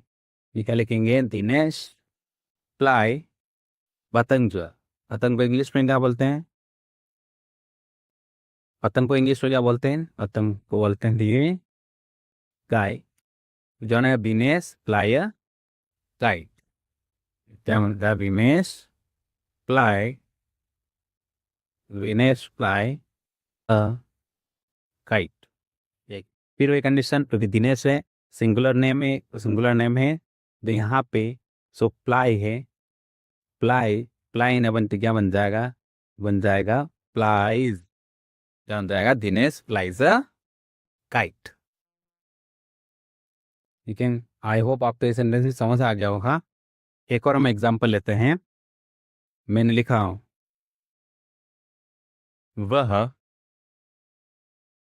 रोज स्कूल जाता है, वह रोज स्कूल जाता है, वह रोज स्कूल जाता है। इसको हम क्या लिखेंगे, तो जाता है मतलब वह जाता है, मतलब ये एक लड़का है, तो वह के लिए हम क्या यूज करेंगे, वह के लिए यूज करेंगे ही जाने को गो सब्जेक्ट। फिर हमने लिखा वर्ब, वर्ब क्या है, जाना। जाने में लिखेंगे वो, जा जाता है, स्कूल लिखेंगे गो टू स्कूल। या रोज लिखा है तो रोज तो हम लिखेंगे डेली। वो क्या करता है, वह रोज स्कूल जाता है। सेम वही कंडीशन, now यहाँ भी हम क्या करेंगे, सिर्फ वो न लिखते हुए इसके साथ लगा देंगे ना टी और एस, तो क्या बन जाएगा, he goes to school daily. ठीक है, तो यहाँ तक आपको समझ में आया। अगर सब्जेक्ट आयु भी दे या किसी प्लूरल के बजाय जब सिंगुलर सब्जेक्ट आ रहा हो, या ही सी या कोई सिंगुलर सब्जेक्ट अगर आ रहा हो, तो कुछ सेंटेंस को बनाते समय हमें इस चीज़ का ध्यान रखना है कि हम हमेशा वर्ब के साथ ए से आई एस का यूज़ करेंगे, बिना ए से आई एस की यूज़ के हम सेंटेंस नहीं बनाएं। ठीक है, तो यहाँ तक आपको समझ आ गया होगा। कब आपने नोटिस किया होगा कि हमने यहाँ पर एस भी लगाया है, ई एस भी लगाया है, और एक कंडीशन में हमने आई एस ही लगाया है। विद इन चीज़ों का उपयोग हमने किया है। तो अब यहाँ पर बात आती है कि ऐसा क्यों, एस का भी यूज़ हुआ, ई एस का भी, आई एस का भी यूज़ हुआ। तो हम ध्यान कैसे रखें कि ई एस का यूज़ होगा, कि ई एस का यूज़ होगा, कि आई एस का यूज़ होगा। तो ये ध्यान रखने के लिए आपको मैं छोटी सी बात बता रहा हूँ, वो आप अपने कॉपी में नोट कर लीजिए, वो इसको भी आपको बार बार पढ़ना है। ठीक है, तो आपको याद रहेगा कि कहाँ हमको एस लगाना है, कहाँ ई एस लगाना है, कहाँ आई एस हमको लगा। तो ये चीज़ आप यहाँ नोट कर लीजिए। यहाँ हम लगाते हैं कोई भी वर्ब है, हम नोटिस करते हैं, हम ये देखते हैं कि कोई भी अगर वर्ब है कि उसकी एंडिंग में क्या है, उसका लास्ट अक्षर क्या है। अगर लास्ट में उसका एस होगा, या एस एच होगा, एस होगा, एस एच होगा, सी एच होगा, एक्स होगा, जेड होगा, या फिर ओ अगर होगा, तो हम उसके लास्ट में क्या लगाएंगे, हम लास्ट में लगाएंगे ई एस। ठीक है, एग्जाम्पल जैसे अभी एक हमने किया था, उसमें हमने गो का यूज़ किया था। अगर गो होगा तो हम क्या लिखेंगे, उसमें ई एस जोड़ेंगे। लास्ट में ओ होगा तो उसमें हम क्या जोड़ेंगे, ई एस जोड़ेंगे। जैसे डू है, डू में भी लास्ट में ओ है, तो यहाँ भी हमने क्या जोड़ा है, ई एस जोड़ा है। अगर लास्ट में एक्स भी होगा तो हम क्या यूज़ करेंगे, साथ में ई एस का यूज़ करेंगे। ठीक है, इसके अलावा अगर वर्ड ऐसा है जिसकी एंडिंग स ध्वनि वाले शब्द से हो रही है, जैसे पास, वॉश, वॉच, तो इसमें भी हम लास्ट में क्या करेंगे, लास्ट में हम ईएस का यूज करेंगे। ठीक है, लेकिन यहाँ इस बात का ध्यान रखना है कि ये हम यूज तभी करेंगे जब सब्जेक्ट क्या हो, सब्जेक्ट ही, शी या फिर कोई सिंगुलर सब्जेक्ट हो। उसी कंडीशन में हम क्या करेंगे, उसी कंडीशन में हम एस ईएस का यूज करेंगे। आईईएस का यूज कब होगा, तो आईईएस का हम यूज करेंगे अगर किसी भी वर्ब के लास्ट में वाई दे रखा है। अगर वाई दे रखा है तो हम क्या करेंगे, हम उस वर्ब में से वाई को हटाकर वहां यूज करेंगे आई ई एस। जैसे स्टडी, स्टडी में हमने क्या किया, लास्ट का जो वाई था उसको हटा के वहां क्या यूज किया, आई ई एस का यूज किया। प्लाई है, प्लाई में लास्ट में क्या है, वाई है, तो वाई को हटा के हमने क्या यूज किया, आई ई एस यूज किया। ठीक है बड़ा, द बर्ड फ्लाइज। लेकिन यहाँ पर एक चीज का ध्यान रखना है कि हम वाई को हटा के आई एस तभी लगाएंगे जबकि लास्ट में जो वाई आ रहा है उसके पहले कोई कॉन्सोनेंट हो। ठीक है, कॉन्सोनेंट या मेंशन हो जिसको हम कहते हैं, तभी इस कंडीशन में आई एस लगाएंगे। अगर वाई के पहले कोई वोवेल आ रहा है, कोई स्वर आ रहा है, स्वर क्या क्या, ए ई आई ओ यू अगर आ रहा है, तो हम वाई को हटाने के बजाय क्या कर देंगे, वाई के बाद सीधा एस लगा देंगे। जैसे के का क्या हो जाएगा, प्लेस, वाई का क्या हो जाएगा, बाइट्स। ठीक है, इन चीज का हमको ध्यान रखना है। क्या ध्यान रखना है कि अगर वाई के पहले कोई कॉन्सोनेंट या व्यंजन दे रखा है तभी हम उसकी जगह वाई को हटाकर आई ई एस लगाएंगे, और व्यंजन के बजाय कोई स्वर दे रखा है जैसे ए ई आई ओ यू अगर दे रखा है तो हम क्या करेंगे, हम हाई को नहीं हटाएंगे, उसके बाद क्या इस्तेमालेंगे, उसके बाद एस हाई यूज कर देंगे। आई होप ये बात आपको समझ आ गई होगी। अब थोड़ा करते हैं हम रिवाइज। क्या रिवाइज, कि सब्जेक्ट टाइप अगर क्या हो, जैसे हमारे पास अगर हो ही, शी, या फिर ब सिंगुलर नेम से राम अगर हो, और वर्ब हमें टी चूज करना है, तो हम क्या करेंगे, चूंकि यहाँ पर सी है लास्ट में, तो हम क्या कर देंगे, सी ए के बाद एस को ऐड कर देंगे, और ये टीच क्या बन जाएगा, टीच बन जाएगा टीचर्स। ठीक है, ऐसे ही अगर मान लो हमारे पास प्लूरल सब्जेक्ट हो, जैसे दे हो, वी हो, बॉयज हो, और वर्ब हमारी टीच हो, तो यहाँ पे हम किसी भी तरह का कोई चेंज नहीं करेंगे, ना उसमें एस लगाएंगे ना एस लगाएंगे, वो तीसरा की इसकी रहेगा एज इट इज है। ठीक है, अब अगर ईट आ गया या फिर कोई एनिमल वगैरह आ गया, और यहाँ पे हमारे पास क्या है, पर गाय है, क्योंकि हमें पता है कि यहाँ इनको चेंज करना पड़ेगा। हम क्या देखेंगे, इनमें देखेंगे कि गाय के पहले क्या, क्या वो वोवेल है या कॉन्सोनेंट है। अगर वो कॉन्सोनेंट है तो हमको क्या करना पड़ेगा, वाई को हटाकर आई एस का यूज करना पड़ेगा। आई एस का यूज करते हैं तो गाय क्या बन जाता है, गाय बन जाता है क्राइस। वैसे ही अगर हमारे पास प्लूरल सब्जेक्ट हो, आई यू या स्टूडेंट्स, ठीक है, और वर्ब वही क्राई हो, हम क्या करेंगे, हम वाई तो ना हटाते हुए क्या करेंगे, यहाँ पर आई यू है तो प्लूरल है, तो हमें इसमें कोई भी चेंज नहीं करना है, नो चेंज करना है, तो त्राय हमेशा क्या रहेगा, त्राय ही रहेगा। आई होप अपनी बात भी आपको समझ में आ गई होगी। तो इस वीडियो में अभी तक हमें यह सीख किया है कि किस तरीके से हम सिंगुलर सब्जेक्ट अगर होगा तो उसके सेंटेंस को बनाएंगे, कहाँ हम एस लगाएंगे, कहाँ ई एस लगाएंगे, और कहाँ आई ई एस लगाएंगे। अब हमें इन सेंटेंस को बनाते समय थोड़ी इन बातों पर ध्यान रखना है। सोचते हम बोल सकते हैं कि वो क्या कॉमन मिस्टेक है, सामान्य गलतियाँ, तो हमें उन गलतियों को बचना है। तो क्या है वो गलतियाँ, आइए सामने बढ़ते हैं। जैसे यहाँ पे क्या लिखा है, दी बॉयज, अगर बॉयज लिखा है यानी कि बहुवचन अगर करता है तो उसके साथ ना तो एस का यूज करेंगे ना ही एस का यूज करेंगे। ठीक है, दोनों के साथ हम एस का यूज नहीं करेंगे। इसके अलावा जैसा हमने बताया ई एस जिसके बाद लगता है उसके बाद ही उसे एस लगाना है, जैसे सी एच हो गया, एक्स हो गया, ओ हो गया, एस हो गया, इनके बाद ही हम क्या करेंगे, ई एस का यूज करेंगे। कभी भी हम एन के बाद ई एस नहीं लगाएंगे, रन को इस तरीके से ना लिखेंगे, ना ही हम मे को इस तरीके से बनाएंगे, हम मेक्स बनाएंगे और रन्स इस तरीके से बनाएंगे। ठीक है, तो ये सिर्फ आपको क्या लगता है, और सामने क्या ध्यान रखा है, आई और यू जो वो सब्जेक्ट है, वो सब्जेक्ट क्या है, वो क्योंकि सिंगुलर सब्जेक्ट, मैं एक अकेला व्यक्ति हूँ, सिंगुलर तुम भी एक अकेले लगते सिमुलर हो। एक ही दिन दोनों को हम क्या करते हैं, इन दोनों को हम प्लूरल के जो रूल है उसके अकॉर्डिंग आपको सॉल्व करते हैं। ठीक है, आई और यूज इसको अपन एक्सेप्शन मान सकते। ठीक है, तो इस चीज़ों का ध्यान रखें, इसको सिंगुलर मानने की गलती ना करें। को अब हमारा प्रैक्टिस टाइम, चलिए प्रैक्टिस कर रहे हैं।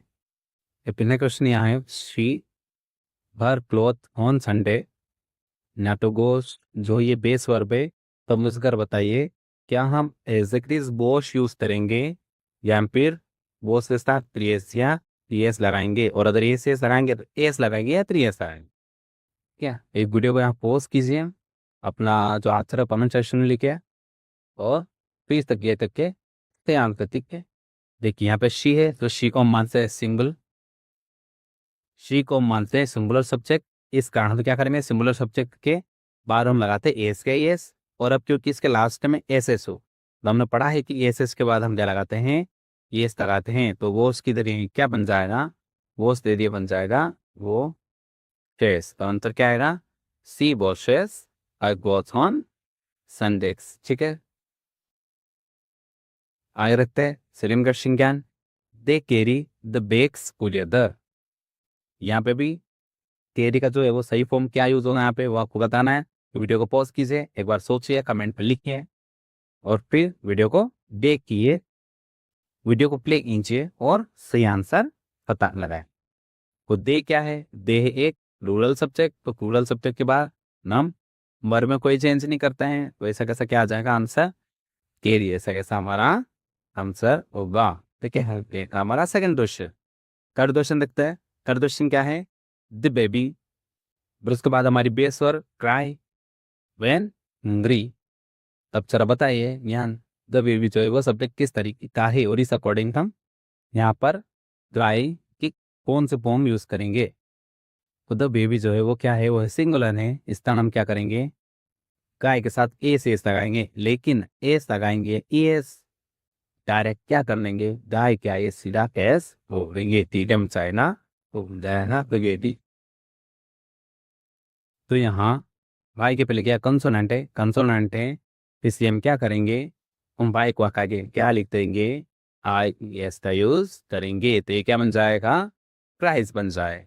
ऐसे ही लास्ट हम देखते क्या है, you play cricket very well, तो प्ले है तो क्या प्ले में कोई चेंज आएगा, एक यहाँ पर यू है तो जो कि क्या है प्लूरल सिक्ते है, इस कारण के में कोई चेंज नहीं आएगा, उत्तराखंड आप क्या लिखेंगे, ए का यूज करेंगे।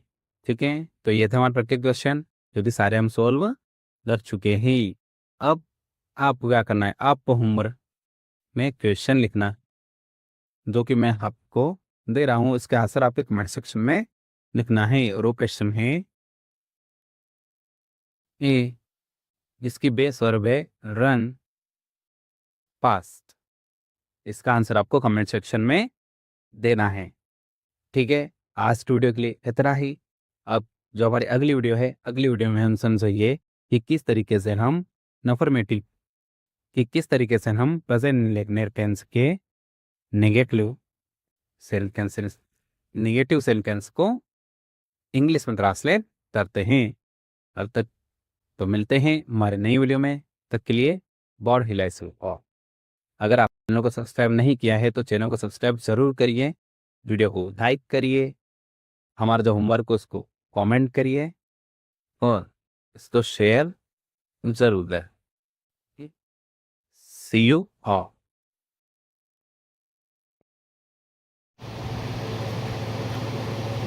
हेलो एवरीवन, आप सभी का स्वागत है आपके अपने YouTube channel merit map MP पर। इस चैनल पर आपको मिलेगी कंप्लीट इंग्लिश ग्रामर की क्लासेस, वो भी बिल्कुल फ्री में। जी हाँ, कंप्लीट इंग्लिश ग्रामर पूरी तरीके से फ्री। आपको इस पूरी सीरीज़ के लिए बिल्कुल भी पैसे खर्च नहीं करने हैं, आपको देना है केवल आपका समय। तो इंग्लिश ग्रामर की फ्री क्लासेस को ज्वाइन करने के लिए हमारे यूट्यूब चैनल को अभी सब्सक्राइब करें और अपने सभी दोस्तों को भी शेयर ज़रूर करें। हमारी इंग्लिश की ये क्लासेस ना केवल स्कूल में होने वाली एग्ज़ाम्स के लिए इम्पोर्टेंट है, बल्कि साथ ही अदर इंडिया में होने वाले जितने भी एग्ज़ाम्स है जिसमें इंग्लिश ग्रामर पूछी जाती है, उन सभी एग्ज़ाम्स के लिए बहुत ज़्यादा यूज़फुल रहने वाली है। तो चलिए शुरू करते हैं आज की क्लास। हम हमारी पिछली क्लासेस पढ़ चुके हैं टेंस की मीनिंग, टेंस होता क्या है, टेंस के टाइप्स, कितने टाइप्स टेंस के होते हैं, और टेंस के 3 टाइप्स में से जो पहला टाइप है वो है प्रेजेंट टेंस, और प्रेजेंट टेंस का भी पहला टाइप प्रेजेंट इंडेफिनिट टेंस का अफर्मेटिव सेंटेंस बनाना हमने सीख लिया था, किस तरीके से अफर्मेटिव सेंटेंस को बनाया जाता है। और अफर्मेटिव सेंटेंस में भी हमने 2 तरीके के सब्जेक्ट्स देखे थे। कौन कौन से?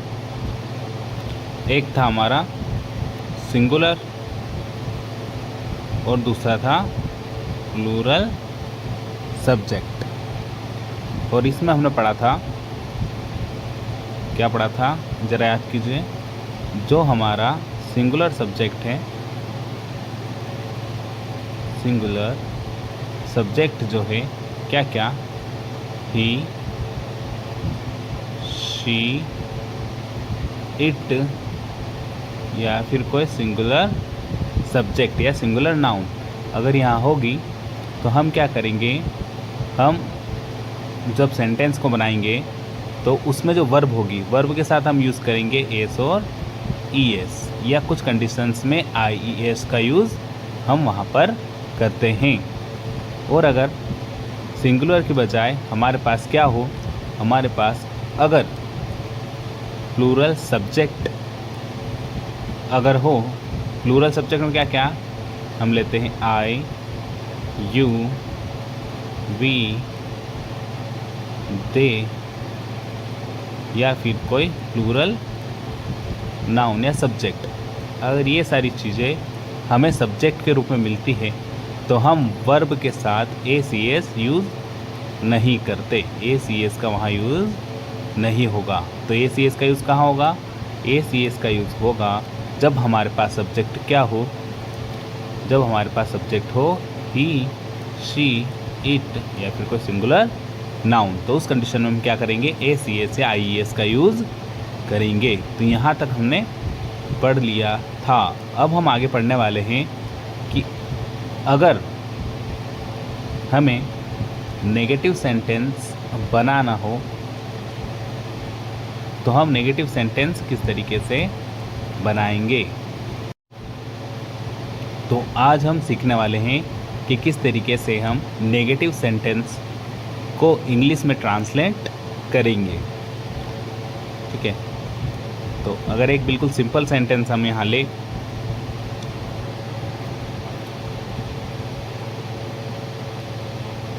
मैं किताब नहीं पढ़ता हूँ, मैं किताब नहीं पढ़ता हूँ। तो यहाँ हमें सेंटेंस में दिख रहा है कि यहाँ किस चीज़ का यूज़ हुआ है, यहाँ नहीं का यूज़ हुआ है। तो किसी भी सेंटेंस में अगर ये वर्ड जुड़ जाता है नहीं, तो इसका मतलब जो दिया गया सेंटेंस है वो कैसा सेंटेंस होगा, वो एक नेगेटिव सेंटेंस होगा। तो जिस तरीके से अफर्मेटिव सेंटेंस बनाने के लिए हमारे पास एक पूरा स्ट्रक्चर था, वैसा ही स्ट्रक्चर हम यूज़ करने वाले हैं। कहाँ हम यूज़ करने वाले हैं? नेगेटिव सेंटेंस के लिए भी। तो चेंज क्या आएगा? तो पहले हम रिवाइज़ करते हैं कि जब हमने क्या बनाया था, अफर्मेटिव सेंटेंस जब हमने बनाए थे तब स्ट्रक्चर हमने क्या लिया था। ठीक है, तो मेरे साथ अपनी कॉपी में लिखिए या फिर ऐसे ही दोहराइए। क्या था? सब्जेक्ट प्लस वर्ब, और वर्ब के साथ क्या यूज़ करेंगे, एस या ई एस। किस कंडीशन में? उस कंडीशन में जबकि सब्जेक्ट क्या हो, सब्जेक्ट हो सिंगुलर नाउन। उसके बाद लास्ट में हम क्या यूज़ करते हैं, लास्ट में हम यूज़ करते हैं ऑब्जेक्ट।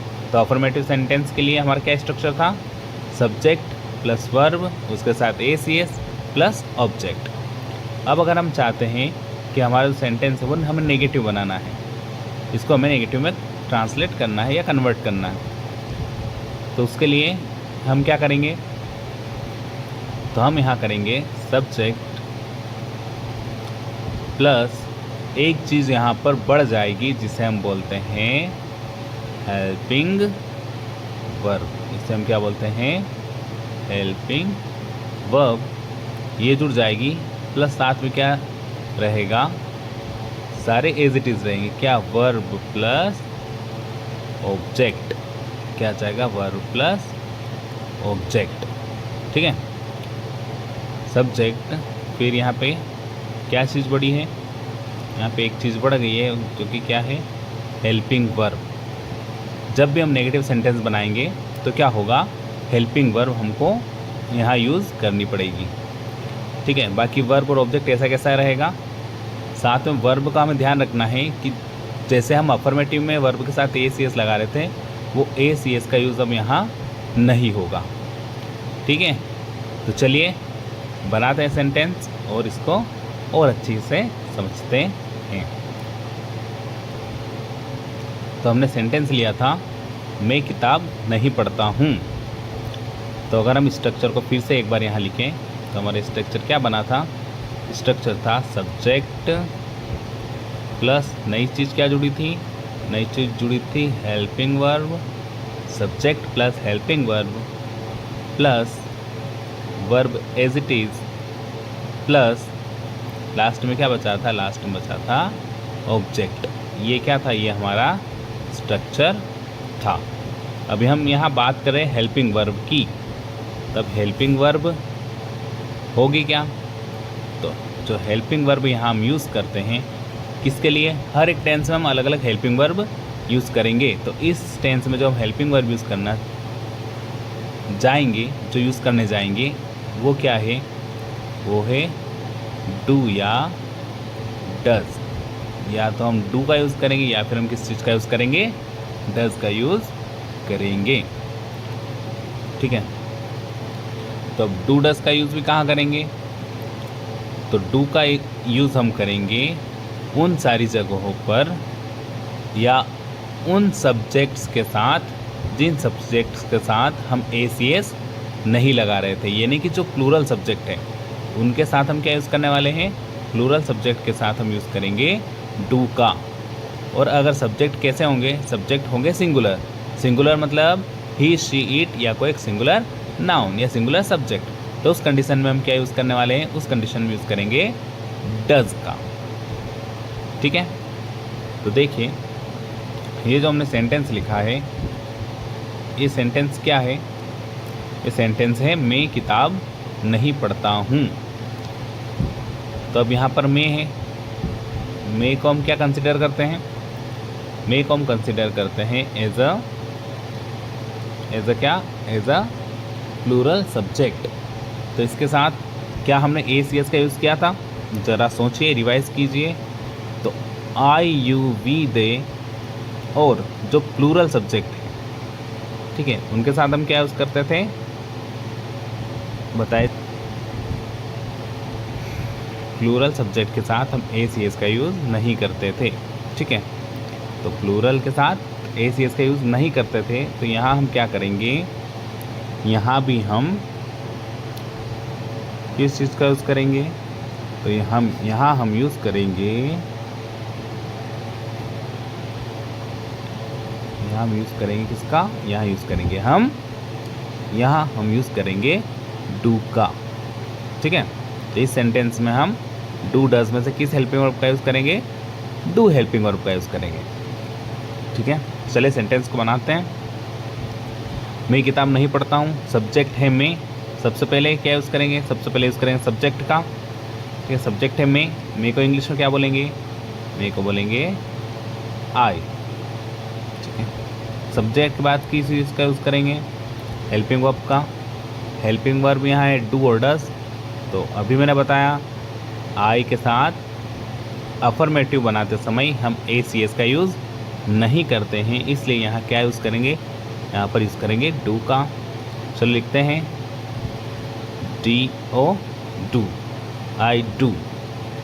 अब हेल्पिंग वर्ब के साथ एक और चीज़ क्या जोड़नी पड़ेगी, अब क्योंकि यहाँ पर नहीं है इस कारण हेल्पिंग वर्ब के साथ हम यहाँ क्या जोड़ेंगे, यहाँ पर हमको NOT नोट भी लगाना पड़ेगा। और ये नोट क्या बताएगा, ये इस नहीं को बताएगा। तो आई डू के बाद हम क्या यूज़ करेंगे, नोट, आई डू नोट। इसके बाद फिर क्या आता है, फिर आती है वर्ब। बताइए ज़रा वर्ब क्या है यहाँ पे, वर्ब होती क्या है, इसको भी रिवाइज कीजिए। तो वर्ब क्या होती है, वर्ब होती है जो भी काम हम करते हैं उसे हम क्या बोलते हैं, वर्ब बोलते हैं। तो यहाँ मैं क्या कर रहा हूँ, मैं किताब नहीं पढ़ता हूँ, क्या नहीं करता हूँ, पढ़ता नहीं हूँ। तो काम क्या है यहाँ पर, पढ़ना।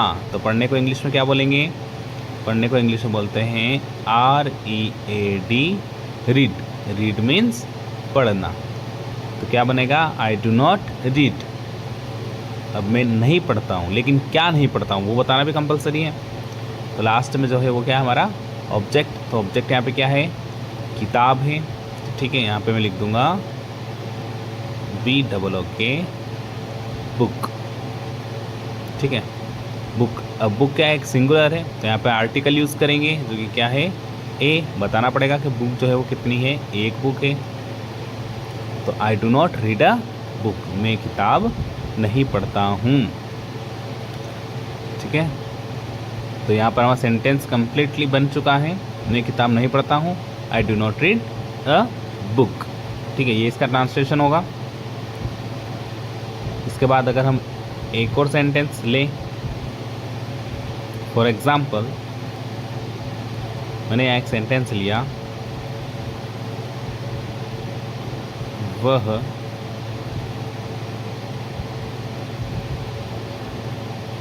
कहानी नहीं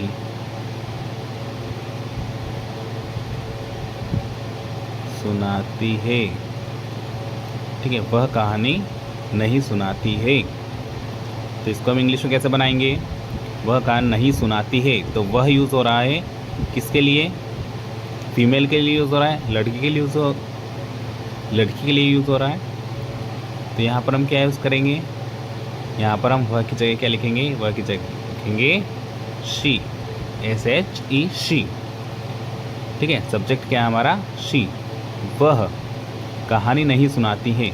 अब ज़रा याद कीजिए, जब हमारे पास शी सब्जेक्ट अगर होगा तो उस कंडीशन में हम क्या करते हैं, वर्ब के साथ क्या लगाते हैं, ACS लगाते हैं या नहीं लगाते हैं, बिल्कुल ACS हम क्या करते हैं, ACS लगाते हैं। किस कंडीशन में, जबकि शी हमारे पास सब्जेक्ट होगा। तो अगर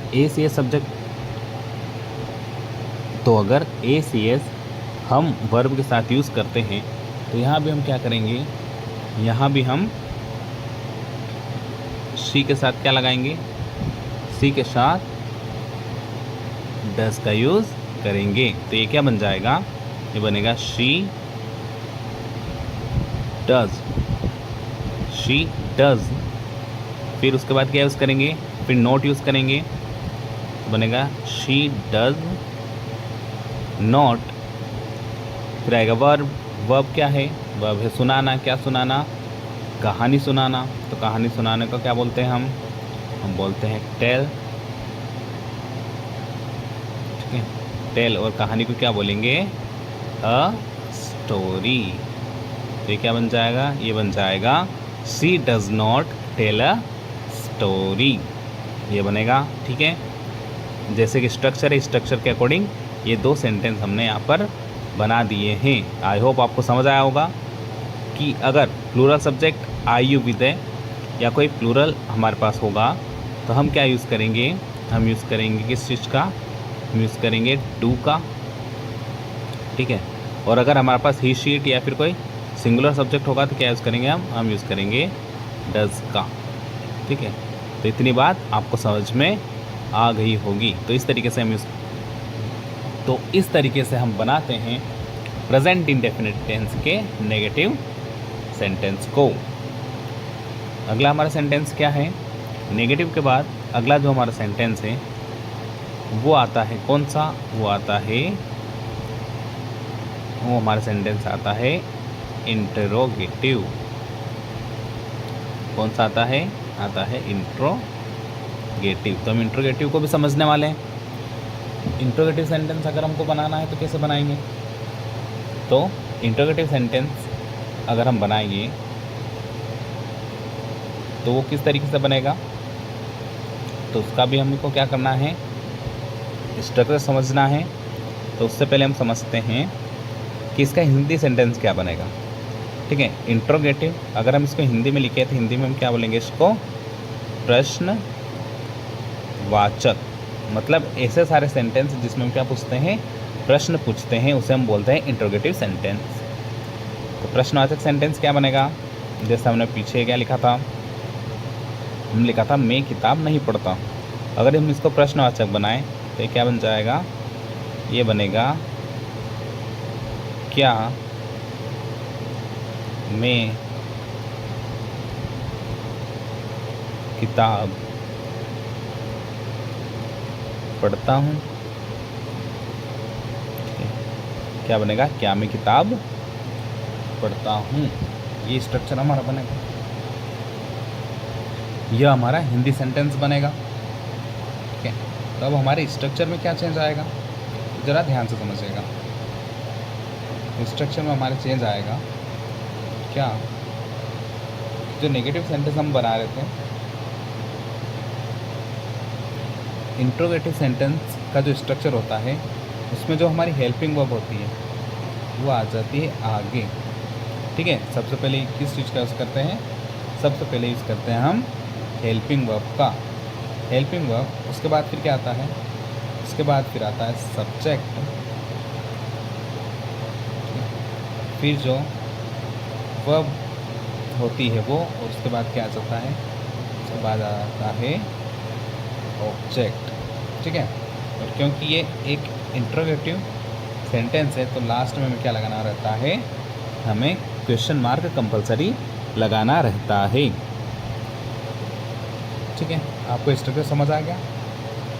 चलो, अगर आपको स्ट्रक्चर समझ आ गया है तो हम इसको क्या करते हैं? इसको ट्रांसलेट करते हैं। तो इस स्ट्रक्चर के अकॉर्डिंग अगर हम सेंटेंस बनाएं तो सेंटेंस क्या बनेगा? सबसे पहले हम किस चीज़ का यूज़ करेंगे?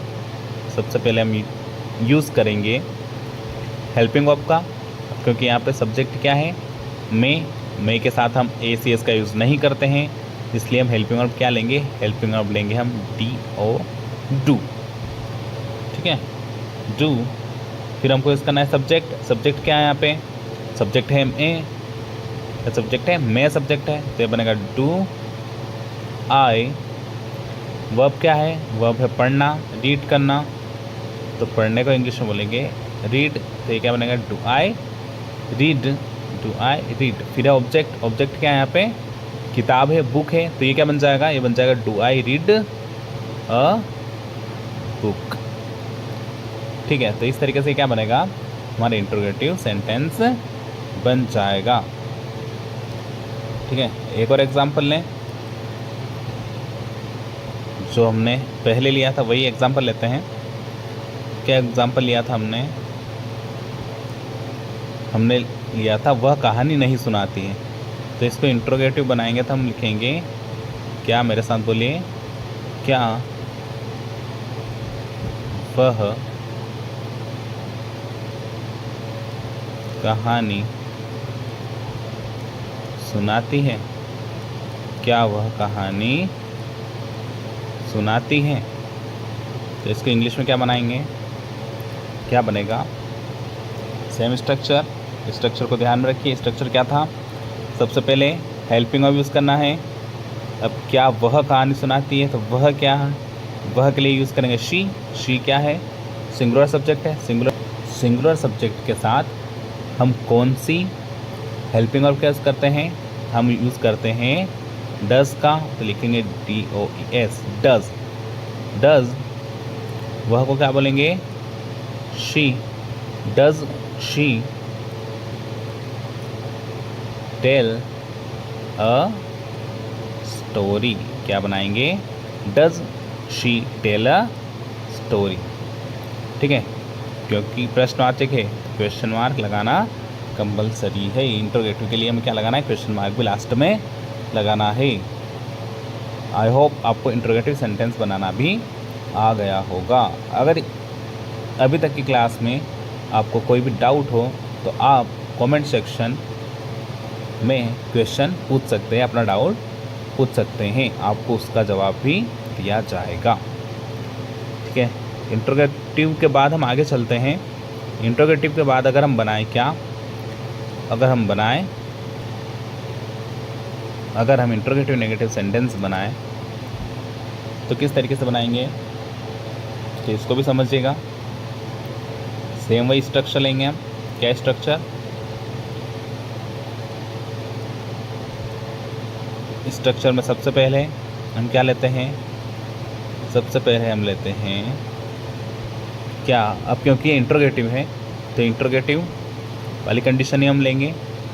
तो इंटरोगेटिव में सबसे पहले हम यूज़ करते थे हेल्पिंग वर्ब, हम ले ली हेल्पिंग वर्ब। उसके बाद यूज़ करेंगे हम क्या, सब्जेक्ट का। अब इंटरोगेटिव के बाद क्योंकि ये नेगेटिव भी है तो नेगेटिव के लिए हमें क्या लगाना है, नोट लगाना है। यहाँ हमेशा ध्यान रखना, हेल्पिंग वर्ब के बाद नोट यूज़ नहीं करते हैं हम हेल्पिंग वर्ब के बाद यूज़ करेंगे सब्जेक्ट का और सब्जेक्ट के बाद यूज़ करेंगे नोट का। तो helping verb plus subject plus note plus फिर यूज़ करेंगे हम वर्ब का और लास्ट में क्या लेंगे हम, लास्ट में लेंगे ऑब्जेक्ट। और इस तरीके से ये क्या स्ट्रक्चर बनेगा, ये स्ट्रक्चर रहेगा हमारे इंटरोगेटिव नेगेटिव का। और इसी स्ट्रक्चर के अकॉर्डिंग हमें क्या बनाने हैं, सेंटेंस बनाने हैं। तो ठीक है, फिर से लेते हैं वही सेंटेंस, कौन सा, जो कि हमने इंटरोगेटिव में लिया। क्या, मैं किताब पढ़ता हूँ, तो इसका हम क्या बनाएंगे, इंटरोगेटिव नेगेटिव। इसका इंटरोगेटिव नेगेटिव बनाएंगे हम क्या, मैं किताब नहीं पढ़ता हूँ, क्या मैं किताब नहीं पढ़ता हूँ। तो इसका हमें बनाना है इंग्लिश। कैसे बनेंगे इंग्लिश, समझना ध्यान से। क्या मैं, अब इतनी बात तो हम समझ गए हैं कि मैं के लिए यूज़ करते हैं आई, और आई के साथ हम कौन सा हेल्पिंग वर्ब यूज़ करते हैं, तो हम यूज़ करते हैं डू। तो हमने लिखा डू हेल्पिंग वर्ब, उसके बाद सब्जेक्ट क्या है, सब्जेक्ट है आई, फिर क्या यूज़ करना है, फिर हमको यूज़ करना है नोट। तो ये क्या बनेगा, डू आई नोट। फिर लेना है वर्ब, वर्ब क्या है, वर्ब है पढ़ना, तो उसके लिए क्या लिखेंगे, read. Do I not read, किताब को क्या लिखेंगे, किताब को लिखेंगे अ बुक। तो क्या बनेगा, do I not read a book. ठीक है, ये इसका इंग्लिश बन जाएगा। एक और अगला सेंटेंस क्या था, उसको भी लेते हैं। अगला सेंटेंस क्या है, क्या वह कहानी नहीं सुनाती, क्या वह कहानी नहीं सुनाती है। इसको इंग्लिश में ट्रांसलेट करने के लिए क्या करना पड़ेगा, तो वही सेम स्ट्रक्चर लेते हैं हम। क्या स्ट्रक्चर, डू है सबसे पहले क्या लेंगे, हेल्पिंग वर्ब लेंगे। तो अब यहाँ वह है, वह मतलब शी, तो शी के लिए हम क्या यूज़ करते हैं, तो शी के साथ हम यूज़ करते हैं हेल्पिंग वर्ब डज। तो हमने लिख दिया डज। वह को क्या लिखेंगे, शी, तो क्या बनेगा, डज शी। वर्ब से हम वही क्या, टेल। अब क्योंकि यहाँ पे डज शी, उसके बाद क्या लेना है, नोट लेना है। तो नोट लिखेंगे डज शी नोट। फिर वर्ब है, वर्ब ले लेंगे और टेल, सुनाने को बोलेंगे टेल।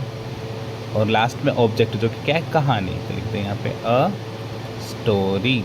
तो ये क्या बन जाएगा, ये बनेगा does she not tell a story. और यहाँ पे भी किस चीज़ का ध्यान रखना है अपने को, कि क्वेश्चन मार्क हमको लगाना ही। ठीक है, तो ये क्या बन गया, does she not tell a story. क्या मैं किताब नहीं पढ़ता हूँ, क्या बना, do I not read a book. ठीक है, आई होप आपको यहाँ तक भी चीज़ें समझ आ गई होगी। तो हमने अभी तक क्या पढ़ा, अभी तक हमने पढ़ा कि किस तरीके से हम जो प्रेजेंट इंडेफिनिट टेंस है, ठीक है, कौन सा टेंस, प्रेजेंट इंडेफिनिट टेंस जो है उसका, प्रेजेंट इंडेफिनिट टेंस का अफर्मेटिव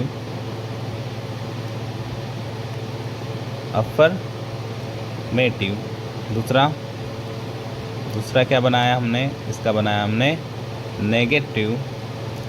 तीसरा क्या बनाया, तो तीसरा बनाया इसका इंट्रोगेटिव। और लास्ट हमने क्या देखा इसका, लास्ट हमने देखा इंट्रोगेटिव नेगेटिव।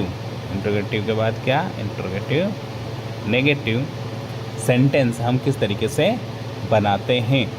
तो हमने प्रेजेंट इंडेफिनिट टेंस के चारों ही प्रकार के हमने जो सेंटेंस है वो बना लिए हैं, ठीक है। तो आपको समझ आ गया होगा कि किस तरीके से हम प्रेजेंट इंडेफिनिट के जो सेंटेंस रहेंगे उनको हम ट्रांसलेट करने वाले हैं, या डायरेक्टली हम किस तरीके से उन सेंटेंस को कंस्ट्रक्ट करेंगे।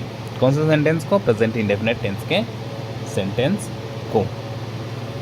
तो यहाँ तक जो प्रेजेंट इंडेफिनिट टेंस है उसका बेसिक आपको समझ में आ गया होगा, उसका बेसिक।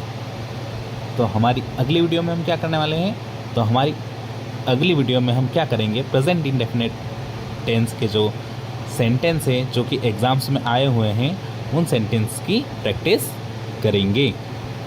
तो अभी तक जो हमने पढ़ा है उनको आपको क्या करना है, अपने कॉपी में नोट करना है और उसे आपको रिवाइज भी करना है। जो रूल्स हमने यहाँ पर लिखे हैं, जो स्ट्रक्चर्स हमने लिखे हैं, उन स्ट्रक्चर्स को आपको याद करना है और अगली क्लास में उनका यूज़ करके आपको उन सेंटेंस को कंस्ट्रक्ट करना है। तो मिलते हैं हमारी अगली वीडियो में, तब तक के लिए गॉड ब्लेस यू ऑल।